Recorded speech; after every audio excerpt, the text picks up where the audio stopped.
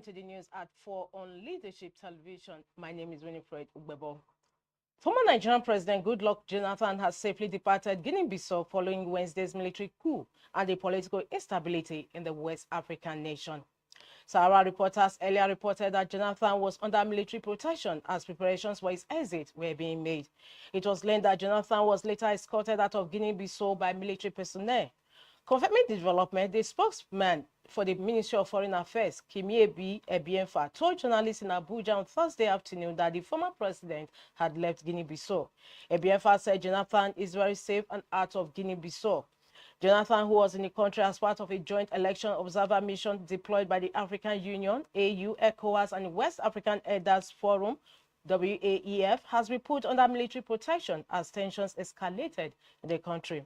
The military takeover occurred after both incumbent President Umaru Sissoco Embalo and opposition candidate Fernando Diaz declared themselves winners of South Sunday's presidential election, even though official results had not been released. Soldiers subsequently announced the suspension of the electoral process, closure of borders, and enforcement of a nationwide curfew. Earlier on Thursday, Sahara reporters reported that Nigerian House of Representatives had urged the federal government to ensure the safe return of Jonathan from Guinea-Bissau to Nigeria.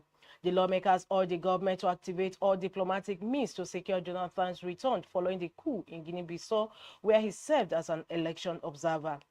On Wednesday, Sahara reporters reported that military officials in Guinea-Bissau announced a takeover, throwing the country into fresh political uncertainty as they declared total control a day after both leading presidential candidates claimed victory in a tightly contested vote.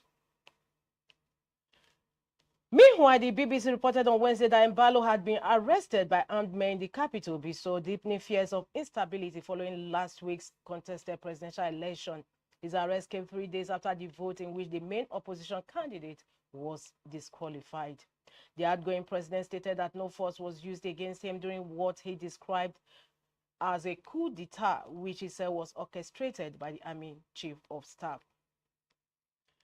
In other news, a police officer on duty was stabbed to death on Wednesday by suspected thugs in Akure, the Ondo State capital.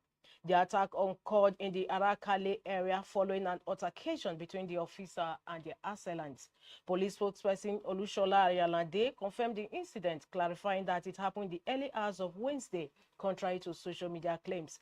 He explained that the officer was performing his lawful duties when he encountered a group of hostile individuals. The confrontation quickly escalated, leading to the fatal stabbing.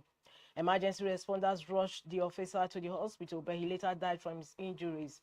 Two suspects, 25-year-old Shina Jacob and 22-year-old Phyllis Olalekon, have been arrested. The police command described the death as a painful loss and assured that investigations are ongoing. It warned the public against spreading misinformation and vowed decisive legal action against anyone who attacks officers on lawful duty. The Federal Capital Territory Administration (FCTA) has announced free HIV counseling and testing as part of activities marking World AIDS Day 2025. The initiative is aimed at boosting community awareness and strengthening HIV response efforts across the FCT.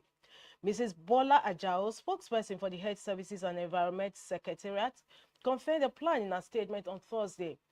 This year's theme, Overcoming Disruption, Sustain Nigeria's HIV Response, will guide a series of community-focused events.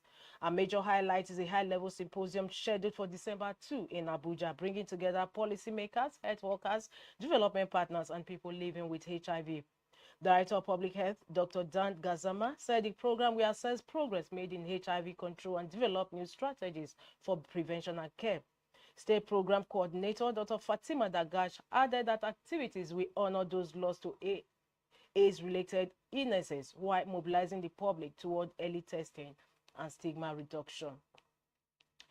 In foreign news, Venezuela has banned several international airlines it accused of terrorism after they suspended flights following U.S. government warnings about rising military activity in the region.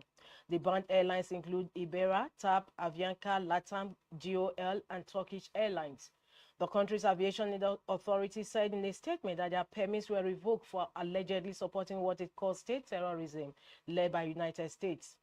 Tensions in the Caribbean have escalated when the U.S. deployed an aircraft carrier strike group and warships to the region, citing anti-drug trafficking operations. Caracas insists the move is aimed at destabilizing President Nicolas Maduro's government. The airlines were given a 48-hour ultimatum to resume flights but declined, citing U.S. Federal Aviation Administration warnings that urged civilian aircraft to exercise caution in Venezuelan airspace. According to the Venezuelan Association of Travel and Tourism Agencies, more than 8,000 passengers have been affected by the suspension of at least 40 flights. With that, we've come to the end of today's news at 4. Don't forget to join in, log into www.leadership.ng for more news. My name is Winifred Weber. Thanks for joining in.